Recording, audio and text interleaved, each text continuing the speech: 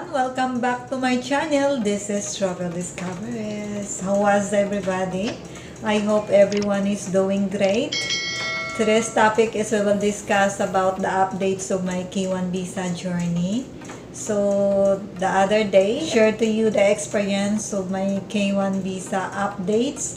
And today guys, I wanted to share it again my updates yesterday only because I told you that I have a problem on my CGI account because I cannot schedule my interview appointment. And yesterday guys, I am so happy because at last I try it again. I log in, and then once that I log in, the next page that you show on my screen is change passwords. I told to myself, I guess what if I will try to change my password, who knows, it will be updated. So you know what I did guys, I pressed the change password, and then I changed my password and submit.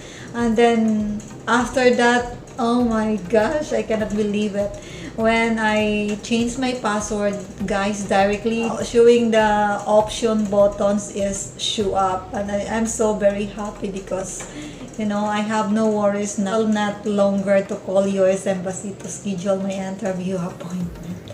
Because we both know that calling the US Embassy is so very hard, especially by phone. Calling the US Embassy is taking a lot of time, waiting, and you know, it's so hard to call them. So I am so very happy at last fix my dashboard. So right now, directly when my screen is fixed, I press the update profile, and directly everything is update guys, and I start fill up all the information, and I access on the interview slots. So guys, right now, yeah, the available schedule slots for interview appointment is only July 21 as well as July 28. It's only the available interview slots as on July. So I have no choice guys, is to select the July 21 because that is the earliest one. So thanks God, I have already my interview appointment scheduled. I'm so very happy. Or it's my medical examination on the St. Luke's Medical Extension Clinic. So I wish that tomorrow is everything will be fine. That's it, only my updates that I wanted to share it with you guys, that I already fixed my CGI account dashboards, and I already scheduled my interview appointment.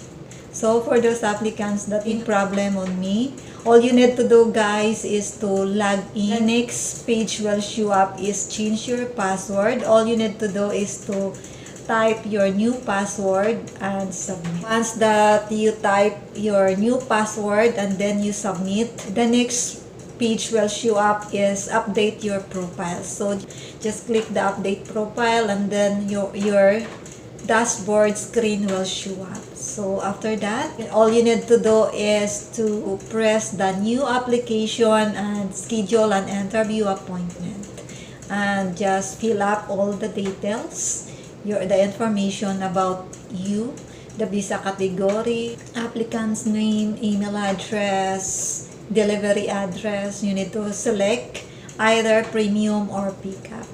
But for me guys, I select pickup because you know, I'm here in Manila, so I don't want that they will send it there in my province. So it's better that here in Manila to pick up in the Mall of Asia, so that you know, as soon as I can receive it directly. That's it, only my updates as of now. And then tomorrow after my medical examination, I will update you again guys what's happening. Okay, good luck to everybody, and also shout out to all our subscribers and new viewers that they congratulates me. Thank you so much, I really appreciate it. And also thank you so much for watching and supporting my channel. It's a big help for my channel to grow guys. Again, thank you so much, especially to our subscribers who always comments on my videos, such as Tongso, Iba Cacho, Pravdeptor, Anikamado family, and everybody that who comments and the new viewers. Okay, thank you so much once again. Without you guys, my channel it's not growing. So I really appreciate everything.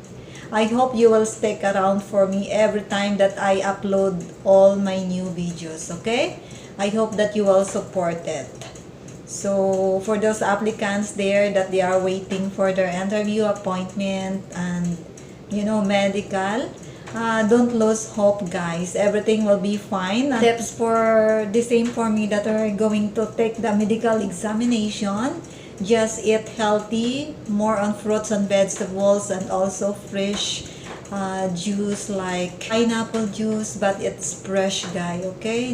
No the soft drinks or whatever because it's not good to our health. Some of our friends on social media, mostly of them, they are sputum, guys. So we need to prepare and be healthy so that pass to the medical examination. Some other applicants there that's still waiting, don't worry, you are the next one.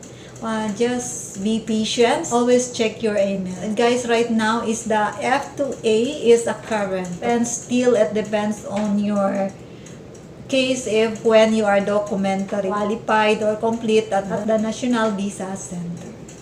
So I guess right now, they are working is those applicants who was documentarily qualified on 2021, okay?